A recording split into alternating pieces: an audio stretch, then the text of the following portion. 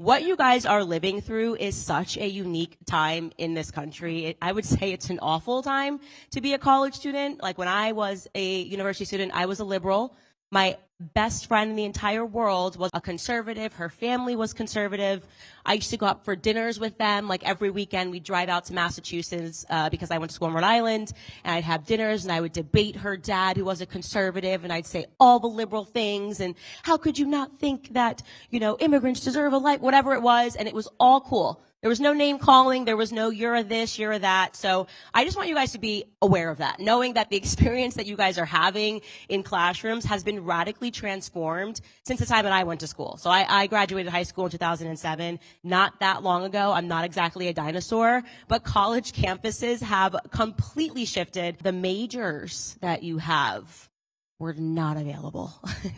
I was shocked going through the catalog and seeing, wow, they're just making stuff up. They're having fun. I feel like they are having fun deciding what programs to allow students to just burn their cash on. I think that's an accurate way to say it.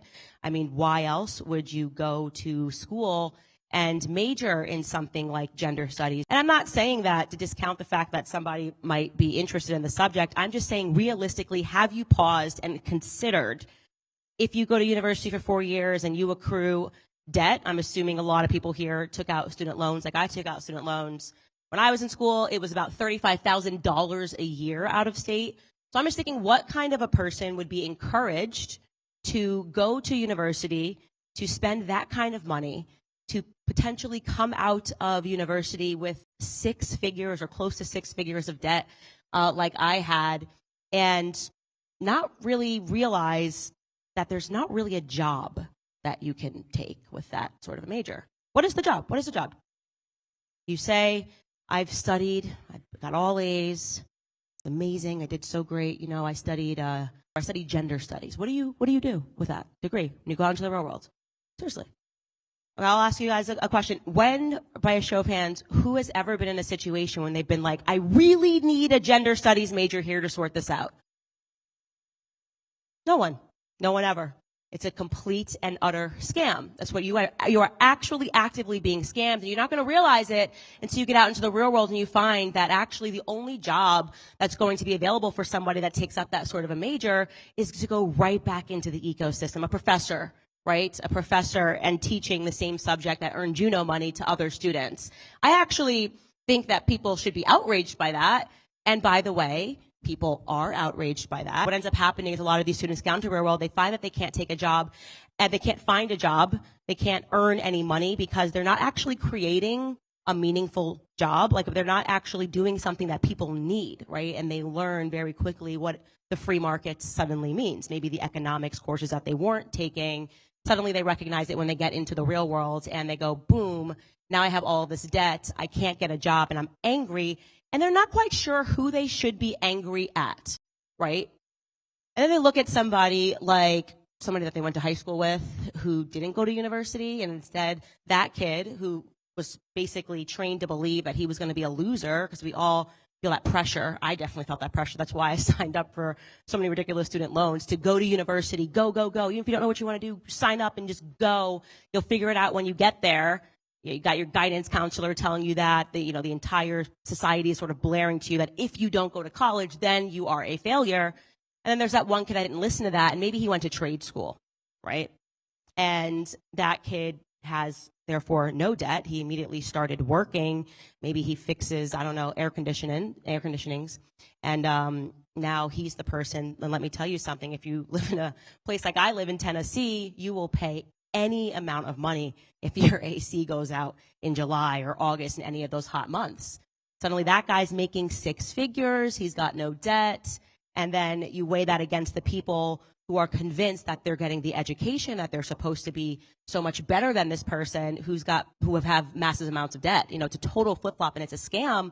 Thank you. I just want to say thank you first for engaging with really respectful dialogue with everyone who I'm asked sorry, questions. I didn't hear you. Thank you for engaging with really respectful dialogue with everyone who had questions. Yes. Yeah, I'm part of the opposition, but I appreciate that. Thank you. And I wanted to ask, do you feel that your discourse is generally productive in the American society at large? Like, you're a very polarizing figure, you know. Do you see yourself as contributing to effective dialogue that could lead to change, or more as sort of like a buzzword kind of, you know, gut reaction kind Fair of person? question. So I think a lot of the reason that people perceive me as polarizing is because of the way the media reports on things. And what we have are not journalists, we have activists, right?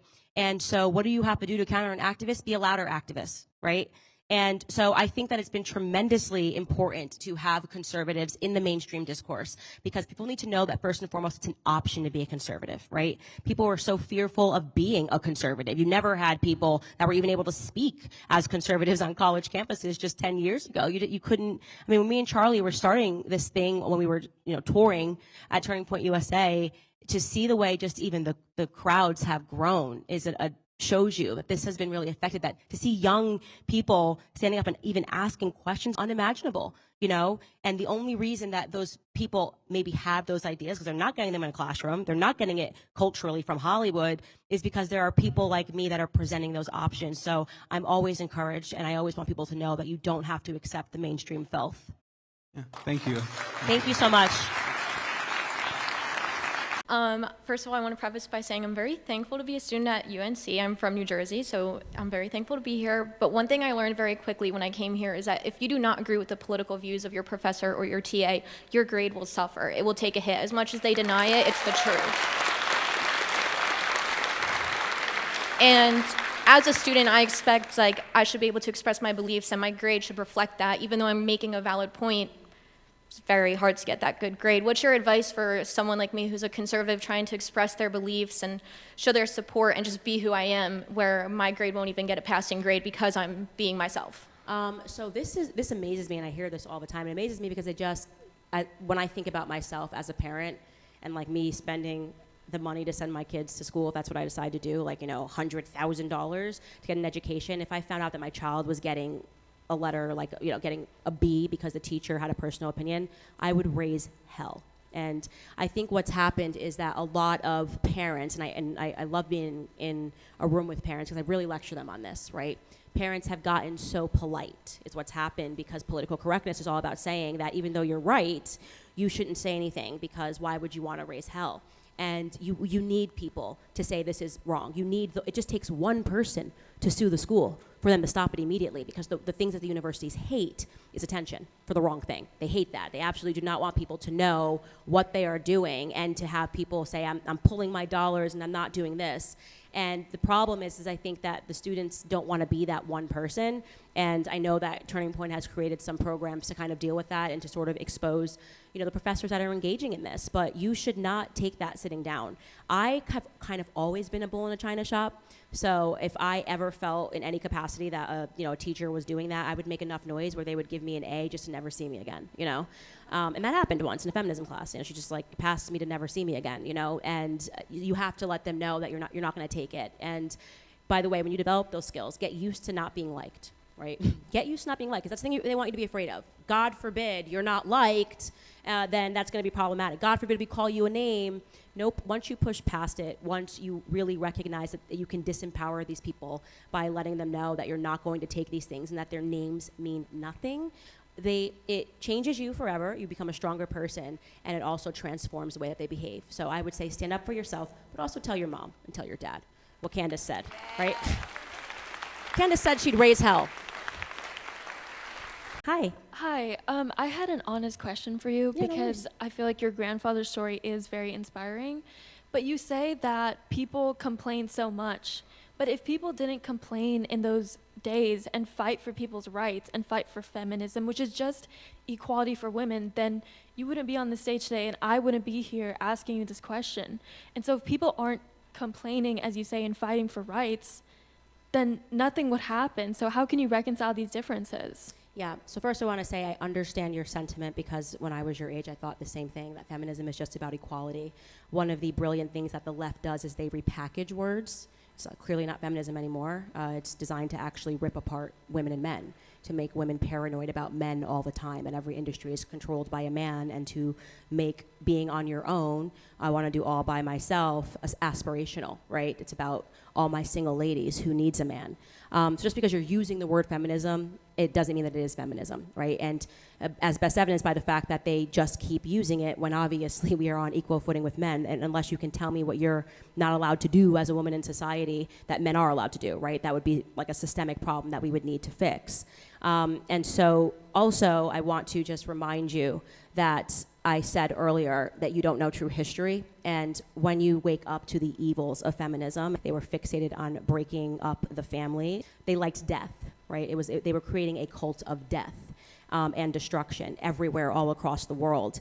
And just to be clear, the earliest iteration of a feminist that you're talking about that you deem to be heroic would be Margaret Sanger. That's a first wave feminist, and she hated me, so I feel nothing towards those feminists.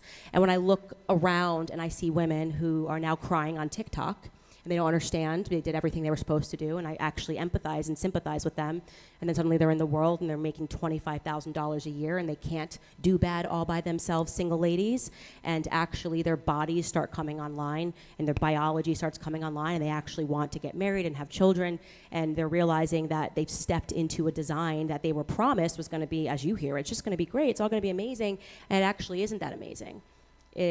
I don't know why. What are we even fighting anymore? Men holding doors? That's the new feminist cause? Like, no, equality means don't hold the door. No, I like when men pay for my meals. Love when my husband pays for my meals when we're recording.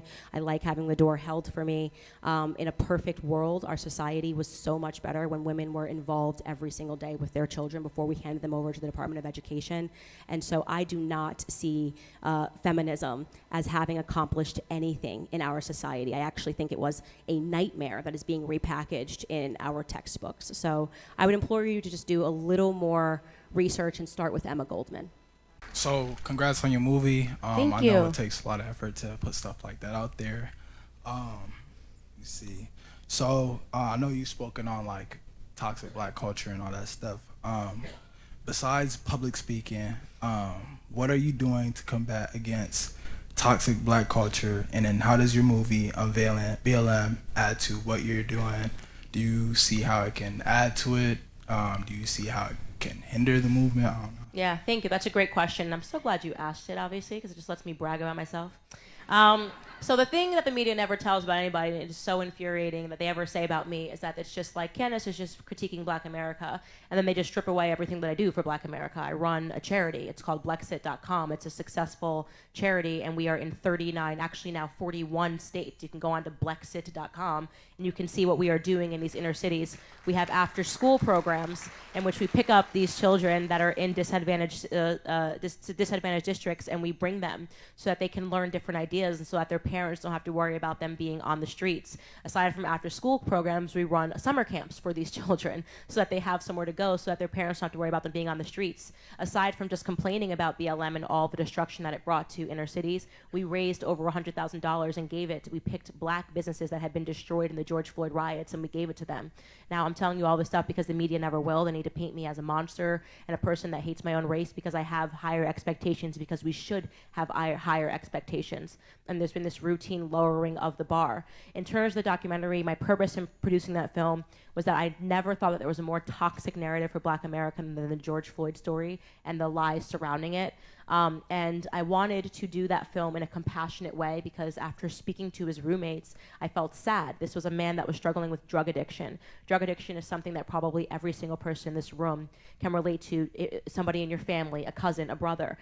This is something that touches Americans. And the George Floyd story should have been a story that brought Americans together. And it's not his fault that after he died, horrible people used the media narrative to divide Americans, to burn down Black inner city communities, and to raise BLM into the multi-million-dollar organization that essentially stole from Americans. And so I wanted to expose all of that, because I think that once you expose a lie that big, it helps people be less emotional and to really understand, which was, I think, the thesis of my film, which is that the media is our enemy. So then, what can I do to add to what you're doing?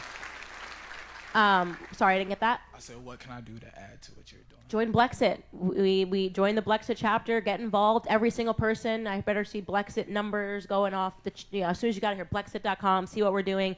And it's an organization that's it's small pocket donors that give $1 a month that allows us to do what we do and to actually make a difference. And it's honestly, it's the best part of what I get to do other than going home to my children.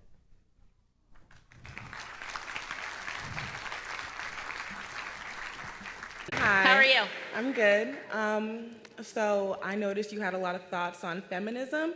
I'm a feminist, but Really I fine. was just wondering, how do you differentiate between the extremism that exists in feminism, as it does across, multiple different ideologies, but how do you differentiate between the extremism and how, feminists like me think? I don't hate men. It's a great question, and I'm glad you asked it. It's a great, great question. So what you have to realize about the left when you talk about extremism is they hack words that once had real meaning, and they take them for their own nefarious goals, right? So they'll say racism, and you'll go, oh my God, no, really, racism used to exist, but now it means organizing your pantry. That's obviously not racism. That's completely ridiculous. You see something like feminism, and once upon a time, women were fighting for the right to vote. Well, now we have that. We have equal footing. And now they're using those terms. They're hiding behind the shield of feminism, and they're doing actually horrible things in society. And I blame feminists for almost every ill that we have right now, because they've encouraged people not to act as a woman, and they bash men all the time. And I think that they have contributed the most to the breakdown of family in terms of an ideology. Now, for you, answer my question. no, I'm getting there. Okay. Now, for you, you're like, okay, but I actually am somebody that just believes in equality, that there should be equality between the sexes, right? I think it's more culturally and socially, not necessarily in the realm of legality. Sure, so I'm going to ask you, what is it socially? So you could call yourself something, right? That means that there's some fight that you have. What is it socially that you and I have as women that we don't have that men do? Why is there a need for you to be a feminist? I think as women, we are undervalued when it comes to our intelligence. I think people, especially for me, as a woman who, I'm sorry, what'd you say? Go ahead, let her talk. For me, as a woman, I feel like a lot of people look at me and think I'm superficial. They think I'm vapid. They don't necessarily see that I could be intelligent, that I could speak for myself. They tend to automatically... Guys, don't be rude. Go ahead.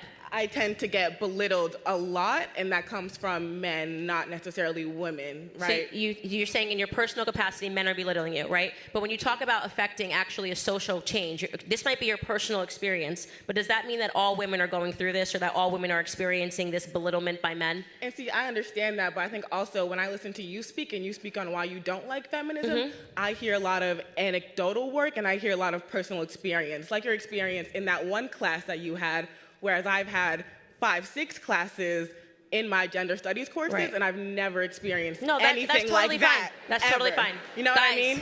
They're So just I just laughing don't feel like it's fair to take personal it's totally experience fine. Yeah, I get and what put you're that onto saying. everybody. I'm actually talking about the real world consequences of the dangerous ideology telling women that they have to take their clothes off, that they should be on TikTok. I'm talking about real world consequences. Yeah, I'm but I talking feel like about literally the fact that women are no longer, like, they're by and large all climbing the corporate ladder, and that children are being ceded over to the state. So I was giving you an anecdotal example of what happened in my feminist class, but the repercussions of that are seen everywhere. What I am saying is that what I'm offering to you is not to feel like you have to give yourself an ism, right? Don't feel like you have to put yourself in a box. Don't feel like you have to put yourself into some weird social constructs. I think that what you'll find with time is that it constrains you unnecessarily. I don't have a problem with the fact if you want to identify as a feminist and you think that there is some fight that needs to be ended. I don't personally think that that's... Is conservatism not a box any more than feminism is? Well, saying that I have conservative principles, feminism is not being a conservative or being a liberal, right? You're talking about an ideology, right? A system you think I would assume conservatism is also an ideology as well, is it not? Sure. Conservatism is an ideology. These are the things that we believe. You could say that everything is an ideology. What I'm saying to you is that I would not necessarily paint yourself into a corner.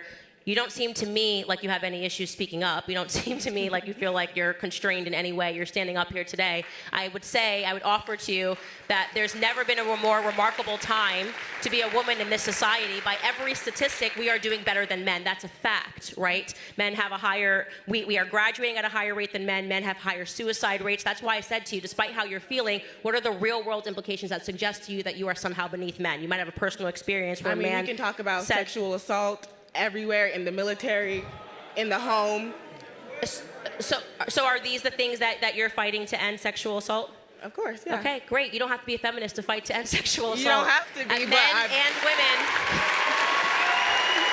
Yeah, I mean, I agree. I don't believe you have to It's be. a great cause. But it's, of Men course, a and part of the women go through that. I ideology. just said to him, one of the biggest things that I give to every year is for human sex trafficking. It doesn't require to be a feminist. Now, Yeah. you seem really committed to it. I've said to you since the very beginning, if you want to be a feminist girl, put it on a t-shirt, wear it, put a hashtag. I'm just telling you, don't unnecessarily put yourself into a corner, and to recognize that it has never been a greater time. I would offer it is a way better time in this society to be a woman.